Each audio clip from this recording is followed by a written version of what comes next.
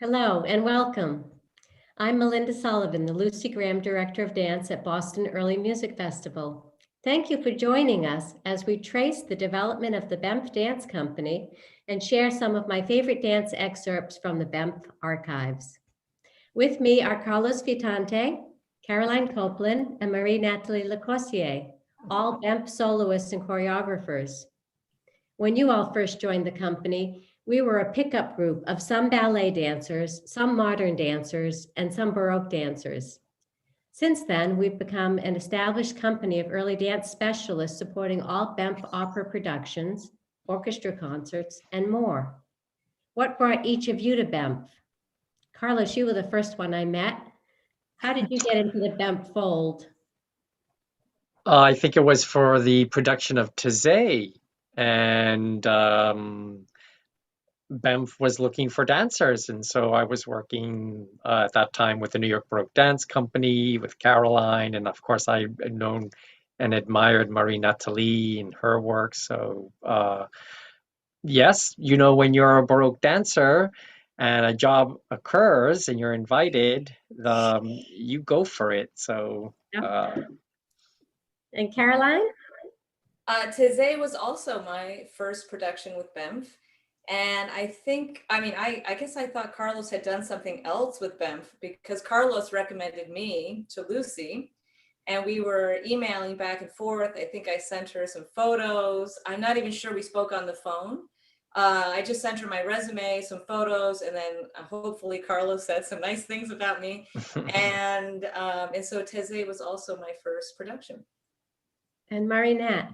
Well, I first came at BEMF at least twice or three times as a spectator. I remember I drove with fellow musicians from Montreal that were playing in the festival. I think it was around 2001 for Taizé. So I came a couple of times, and then I remember even one year that I slept on the floor of the room of Margaret Little, the gamba player from Montreal, because I couldn't book a room. So, it was really amazing for me to attend, the concerts and the exhibition and to see a Baroque opera set and dancing. Then I think it's in 2007 that I was invited as a Commedia dell'Arte artist to dance in Lully's Psyche. Mm-hmm. And it was really a dream come true for me, to dance at this amazing festival. And then 10 years later, 2017, I came back to dance in Campras Carnaval de Venise. And I was Harlequin, and Caroline was the choreographer. And finally, I came and dance and choreographed Stephanie's Orlando in the last festival in 2009. So, from sleeping on the floor to being on stage, there's hope for everyone. Well, we all began at BEMF with the choreographer Lucy Graham. She was a leading exponent and choreographer of Renaissance and Baroque dance. Her teachers were Mary Skeeping, Belinda Query, and Natalie Dolmesh. In 1979, she and Stephen Adby founded the Renaissance Dance Company of London. I first met Lucy when she came to Boston to audition dancers back in 1997. She was looking for versatile dancers who could play serious, comic, and grotesque roles in Cavalli's Orfeo. The audition began with a ballet bar, moved into Baroque step combinations, and then we improvised as infernal spirits and as bacchantes. I loved it. I loved playing all the different characters. Lucy was demanding, she was warm, she was passionate, she cared about the whole production, making sure every aspect fit into one vision. Her relationship with a costumer, specifically with Anna Watkins, the BEMF costumer, is a model for my own work. Because of Lucy, I will never again be surprised by a costume after I have choreographed the dance for it. You'll see Anna Watkins' fabulous costumes in the following photos and videos. Who has an Anna memory? Well, I think it's a true testament to Anna Watkins' artistry that in Almira, which Carlos and I co-choreographed, it was set in sort of an ambiguous time period, but I think we decided on kind of the late Renaissance. And dancers always want their legs and feet and ankles to be shown. And of course, the female dancers were disappointed that the skirts were so long. But then when we tried on Anna's designs, we were like, oh, but we look so beautiful. And I was like, well, we'll just have to go for more Renaissance ideals. What about the ondeggiare? What about the women floating across the floor with Scorsi? We'll work on acting and the ombreggiare, the shading of the shoulders. And her costumes were just magnificent, always. But that was a true testament for me, because the dancers were like, I don't care. Right. This is just so glorious, and I feel so magnificent. I loved dancing in all of Lucy's shows at BEMF. And I became her assistant, teaching company class for the dancers and my favorite, movement workshops for the singers. Lucy was brilliant at creating clever scenes. For Ercole Amante, we played garden statues who mischievously come to life at night. We were Juno's entourage of thunder and lightning, bacchantes and soldiers in Ariadne, comic old men in Boris Godunov. In the Lully operas, we danced everything, especially mourners, cyclops, infernal spirits, and great divertissement throughout. Dancers, do you have a Lucy Graham memory you want to share? A first rehearsal or anything? But I mean, you were talking about the workshop, and I remember one of the workshop that I came. I was not dancing as Bam, but I took, and she explained how to do the minuet step in such an interesting and easy way that everyone succeeded in doing it. And I stole it from her. I still do it like that because it's so clear and clever how to start it. And when I met her in Psyché, I really discovered a showgirl. I don't know if I can say that, yes. But sometimes we would have to change a step in rehearsal and she would say, oh, just do a bourrée step. You know, it's not so important, because her focus was really on the theatrical aspect, you know, the characters. And she was really strong with that. And of course, the challenging memories of the Cyclops scene, where we had to hammer on particular beats of the music. And I will always remember the first pirouette with the Cyclops, you know, fabulous one eye, mop, wig, and mask. The stage lights would hit the screen in front, and we would go blind for a moment as we were turning. So, and then come back. Oh, okay, that's where we were. So and come back and hit again on the third beat. It was great.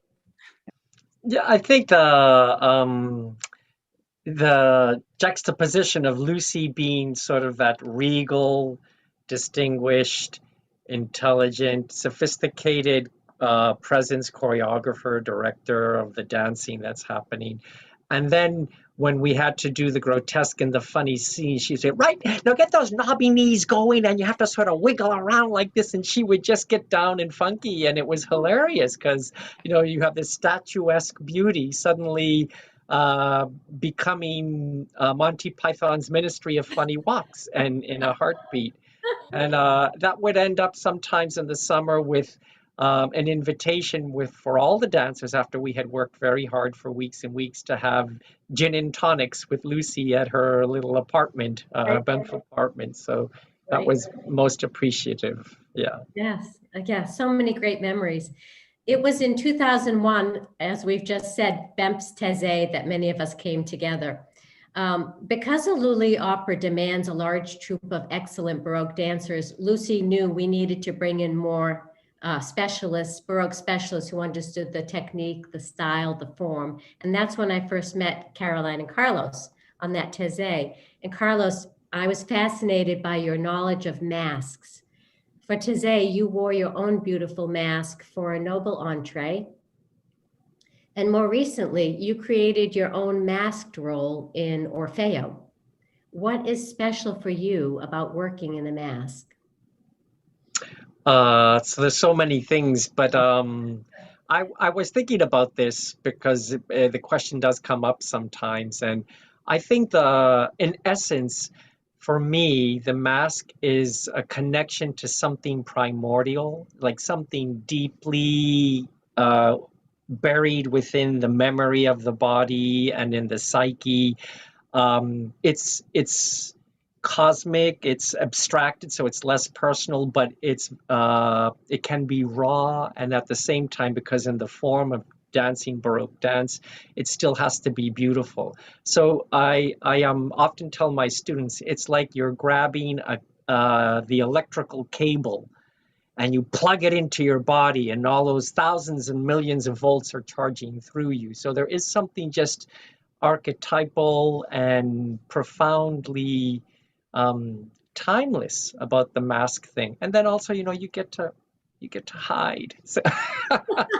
So, and then something You else comes reveal out. everything. You reveal Yes. it all. Yes, so you get to not be who you see yourself as you are in your daily, day-to-day type of thing. So yeah, I really love that about the Baroque theater, the mask work. And Caroline, you're known for your exquisite expression and specific gesture. I wonder how your research has informed your performing. I think that even as a young child, I was always drawn to taking on different characters. And sometimes this was to the annoyance of my family because I would mimic them.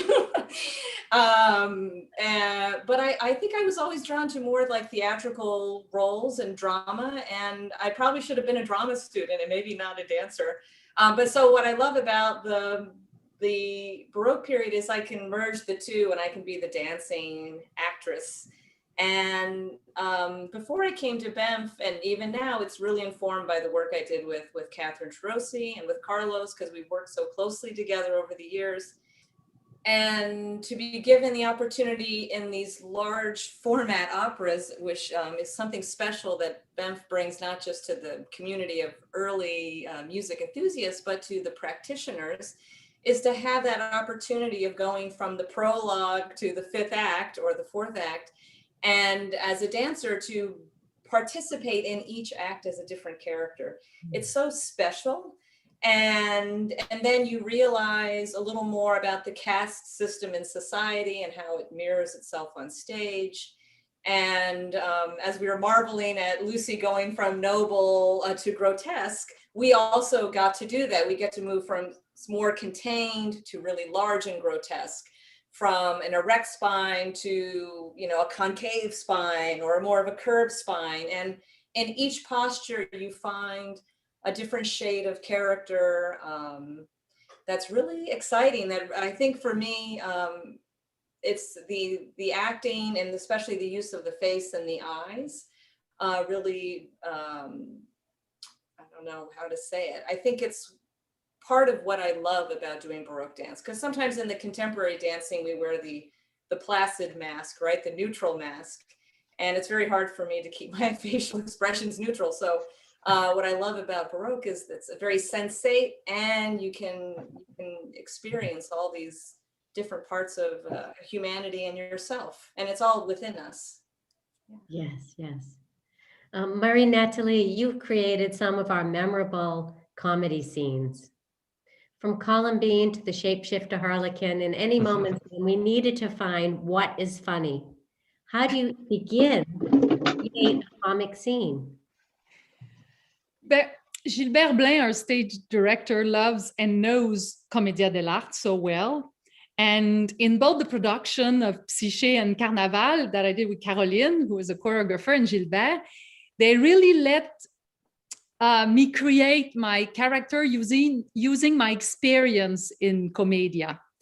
So this gave me a freedom to experiment from the start, which is the base of Commedia. And in this style of teatro that we could say all'improviso, a lazzo could happen at any moment. So a lazzo, it's a kind of a comical parenthesis that could stop the action for a moment, and you make this funny skit around simple action. But in an opera, the music doesn't stop for you. So you have to decide in advance what you will do, choreograph it, and use the music. But the aim is to keep the feeling all'improviso, as if it had been created on the spot. So I think improvisation, and that's what we did. And we did that with Caroline, I remember, with no boundaries it's really a good way to start creating the comic scene. I find that the hardest kind of scene to stage myself, so I'm in awe. As we've all just mentioned, Gilbert, Taizé brought us all together for the first time with Gilbert Blanc, our stage director, and he returned in 2007 for the second Lully opera, Sichet. Gilbert came to the first dance rehearsal to welcome us and introduce himself. He went through the entire opera and talked about the scenario for each dance scene. This was my first director who ever did this. So I loved him immediately. He understood the dances as fundamental to the whole opera, and he supported our efforts to establish a permanent dance company for BEMF. He really aspires that a performance can embrace its spiritual dimension for an audience, that it's not just a well-researched theatrical success, but there is the potential for something beautiful that can have a cathartic or a healing or a communion aspect to it for the performers and for the audience. It's an ineffable something, but he, as a director, is very much sensitive to that, and he talks about that, just a little bit, enough so that those of us who want to go there are invited to do so in the productions. Yeah. Yes, very safe place. For 2011 Niobe, we expanded the pool of main stage choreographers by supporting our own. Carlos and Caroline were invited to co-choreograph and dance. Tell us about that experience. How did you split up the work, for instance, being co-choreographers? How was it to dance and to have to choreograph? I think Carlos and I are used to doing that, right? Dancing and choreographing. We're used to being like, jacks of all trades. So, I mean, usually it might sound traditional, but I think we divided the work, Carlos, right? Like on gender lines, right? Like if he had a dance for the guys, he would choreograph it. If I had a dance for myself, and I think it was it Karen? Karen. Yeah. So then I worked on that. And then some of the larger group scenes, we would split them. So we had like even amounts of work spread out. And I usually work from like a big picture, and then I hone in on the details. And Carlos is like meticulous of the details, and then he kind of blooms out from there. What a team. Yes, I was going to say that. I just, like with I liked it because, I mean, I have such a long and wonderful professional relationship with Caroline. And so there is something reassuring about being able to talk to someone. She's so good at so many things that I'm murky at. And so I didn't have to worry about if I missed something, that it was going to fall through the cracks, because having a trusted colleague there to make sure that as a team we really addressed everything that needed to be addressed. And I think in BEMF in general, the focus is that we just are all working together to make something as best we can. So I think territory is less prominent in the working process, which I like. Oh, I love that you said that, Carlos. It always feels like a busy beehive, doesn't it, with everything going on? I work with lots of opera companies, but none works like that. Well, we were speaking of character and expression, and a fine example of that is the Celestial Shrine Dance in Niobe, a kind of adoration or ecstatic dance. Let's watch.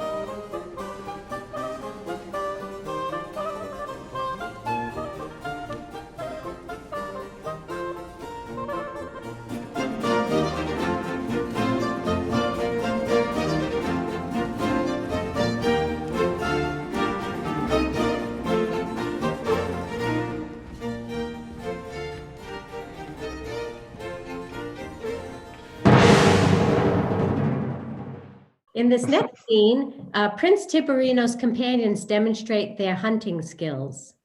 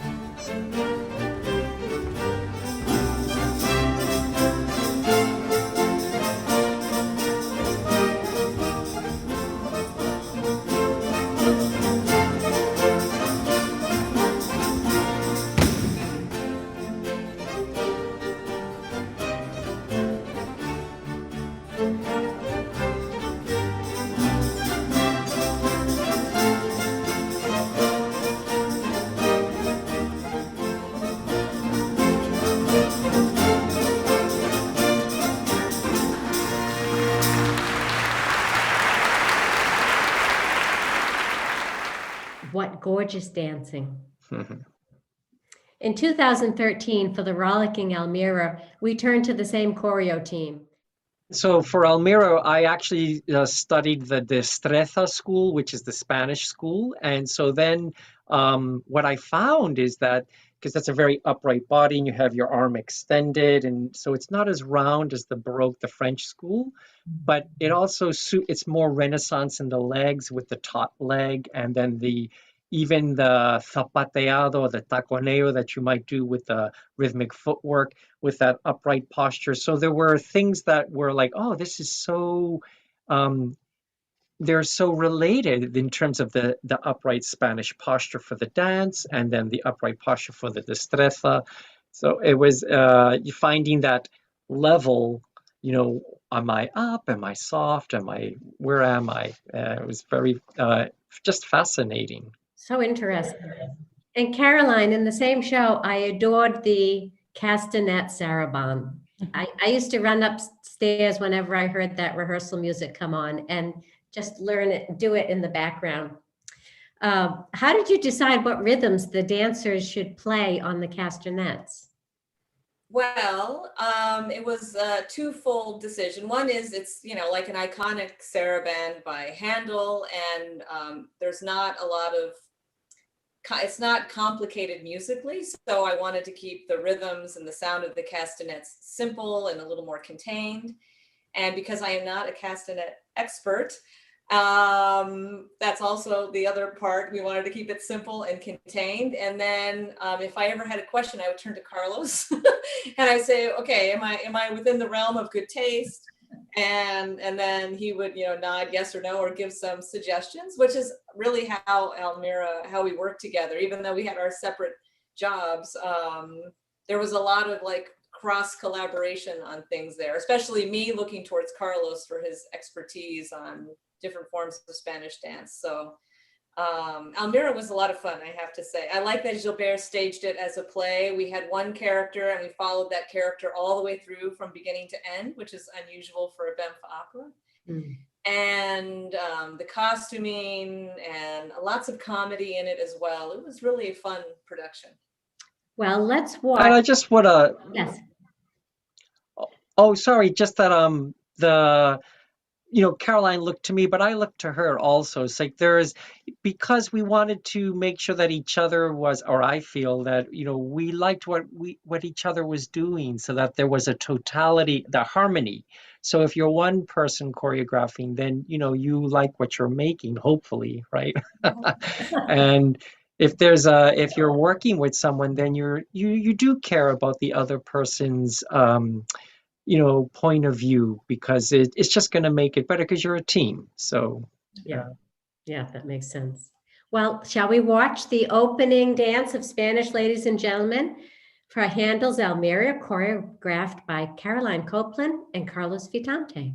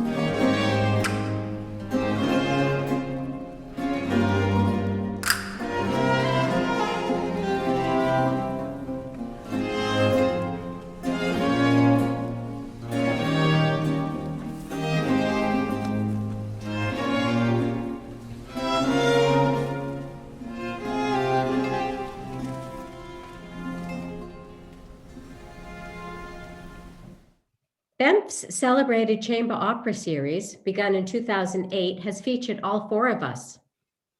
Dancers were featured in Venus and Adonis, Actaeon, Acis and Galatea, Dido and Aeneas, Orfeo, La Seva Padrona, and Versailles.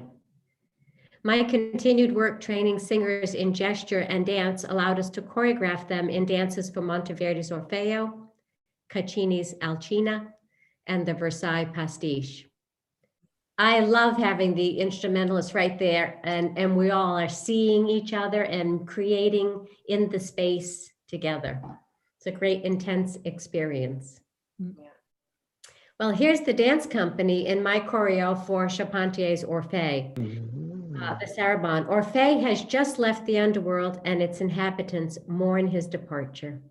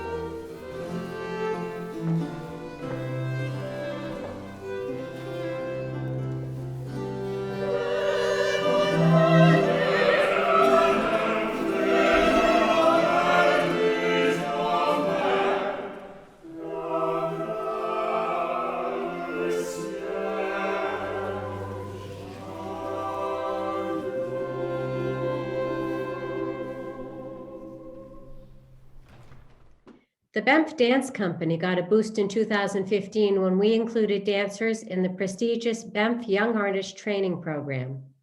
Each festival year, we invite college-age dancers to take class, rehearse, and perform with the professional troupe. It's demanding, rigorous, and very rewarding. We've now invited 3 former young artists to join the professional dance company. Here are Julian Donahue on the far left and Lindsay Gray on the right, dancing as young artists with the company in Caroline Copeland's Bohemian Choreo for Compres Carnival.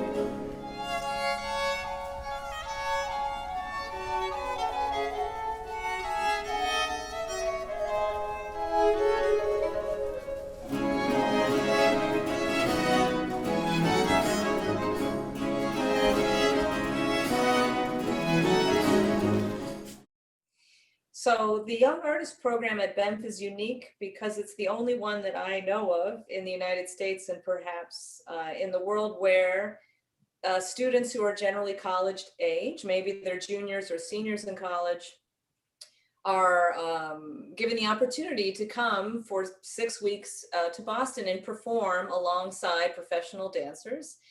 And in an opera experience where they're working with singers and actors and dancers and musicians closely. So it's really a unique experience because, as I know, dancing at the Metropolitan Opera, you go down to the dance studio, you're there, and then you have one performance on stage and then you perform the opera. You never see anyone else because that's too costly. So Banff really offers the whole experience to the young artists. Yes, and in Baroque dance too, to have an opportunity so young to have an experience in Baroque dance. I wish I would have started so early. It's great. Me too. I didn't discover Baroque dance till I was already 32 and ready for a second kind of career. Yeah. For 2019's Orlando Generoso, we invited Marie-Nathalie Lecourcier to choreograph. In this magical scene, mechanical dolls, or automatons, dance in an enchanted palace where things are not as they seem. Marie-Nat, how did you decide to stage this unusual scene? Yeah. I was with Gilbert in Amsterdam in his working cave, and I should say cave because it's on the second floor, but it was home for a working session. And for that enchanted palace scene, we were searching for a way of making that whole sequence strange, unpredictable, worrying. And the idea just came up to me that this ballet sequence could be with automatons, and that would maybe create a feeling of insecurity. So automatons were fascinating to those that lives in the 18th century, because of course they tried to imitate, you can say that, human movement. But the challenge in that scene was to keep the automaton's face, you know? We try with mask first and then decided not to wear them for the whole scene, but we had to kind of keep a straight face. So when you dance, you want to be expressive with some flow, you know, but automatons don't have flow. They don't even breathe. so the expressivity had to come from, the shape of the dances, the rhythms, and diversity between the dance as well.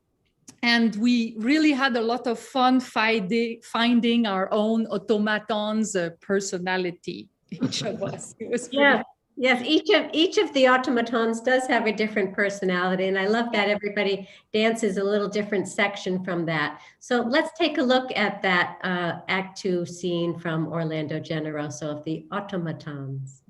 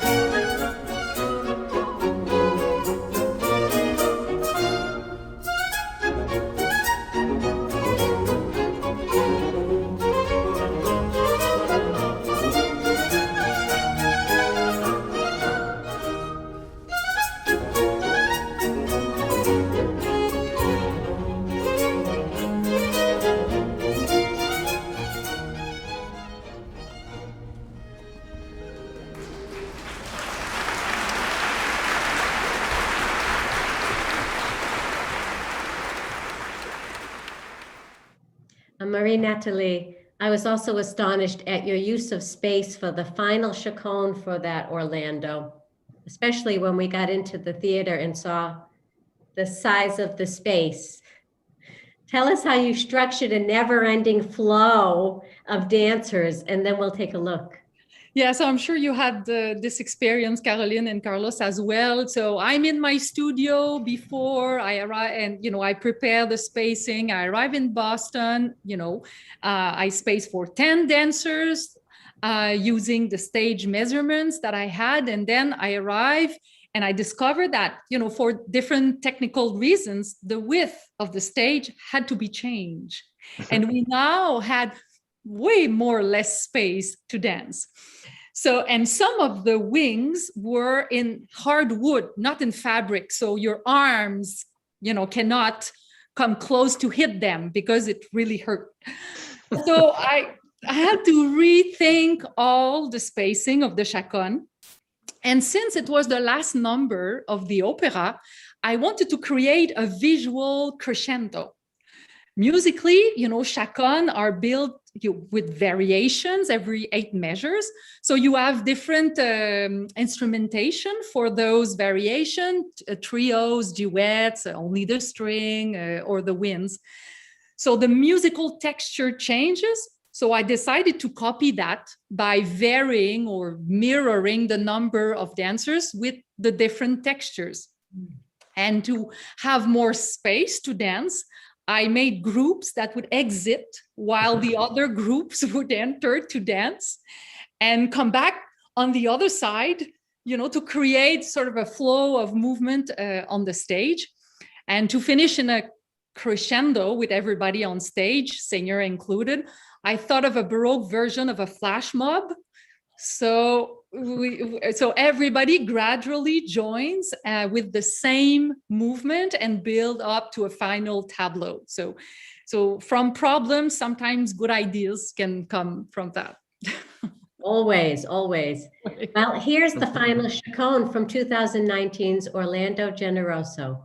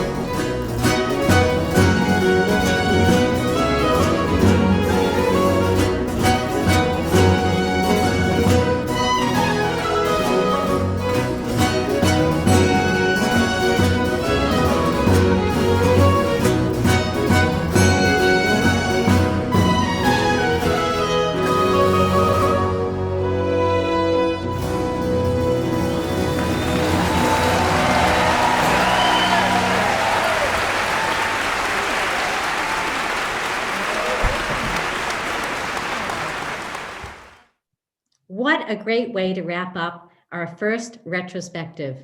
Thank you all for joining me on this dance down memory lane. We're already preparing for Festival 2023, a celebration of women. Marie-Nathalie Lecourcier and guest artist Pierre-François Dolay have already begun choreography for the centerpiece opera Circe, with libretto by Louise Geneviève Gelot de Santonge and music by Henri Desmarais. We will also celebrate noted female dancers of the 18th century. Please join us.